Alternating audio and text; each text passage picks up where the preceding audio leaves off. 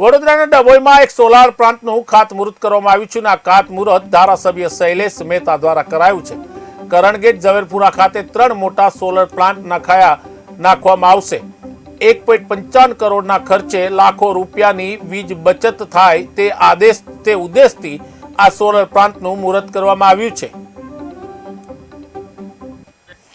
નગરપાલિકાના 15મા નાણાં પંચના બજેટમાંથી આજે સોલારની કામગીરી હાથ પર લેવામાં આવી છે।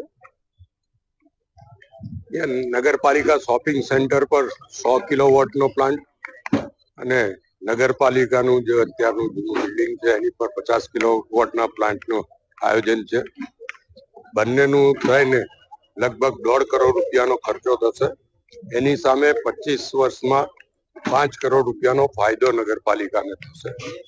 ખાસ કરીને રંગુપવન ને ઓડિટોરિયમના લાઇટ બિલ માટે આયોજન કરવામાં આવ્યું છે। ભવિષ્યમાં નગરપાલિકાની વિવિધ બિલ્ડિંગો પર પણ સોલર પ્લાન્ટો કરીને ઓછામાં ઓછું MGVCL નું બિલ ભરવું પડે નગરપાલિકાએ એવું આયોજન કરવામાં આવશે। એના માટે સરકાર તરફથી વિવિધ ગ્રાન્ટો પણ આપવામાં આવશે અને ડભોઈ ને જે દરબાવતી બનાવવાનું સપનું છે એમાં આ એક નવું પીછું ઉમેરાયું છે અને ભાજપનું સૂત્ર છે સૌનો સાથ સૌનો વિકાસ અને એ ન્યાય સમગ્ર દરબાવતી નગરીનો વિકાસ થાય એના માટે પ્રયત્ન ચાલી રહ્યા છે। અને જે રીતે રસ્તાના કામો હાથ પર લેવામાં આવે છે, જે રીતે ડ્રેનેજ માટે પ્રાઇમરી મંજૂરી 44 કરોડ રૂપિયાની આવી છે, પાણીની લાઈનો માટે 12.5 કરોડ રૂપિયા આવ્યા છે અને ગેસ લાઈન માટે ઘેર ઘેર ગેસ લાઈન માટે 14 કરોડ રૂપિયા આવ્યા છે।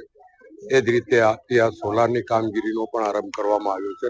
એટલે સર્વાંગી વિકાસ થાય એના માટેનું જે સપનું નગરજનોનું છે એ પૂર્ણ કરવા માટેનો ભારતીય જનતા પક્ષના સરકાર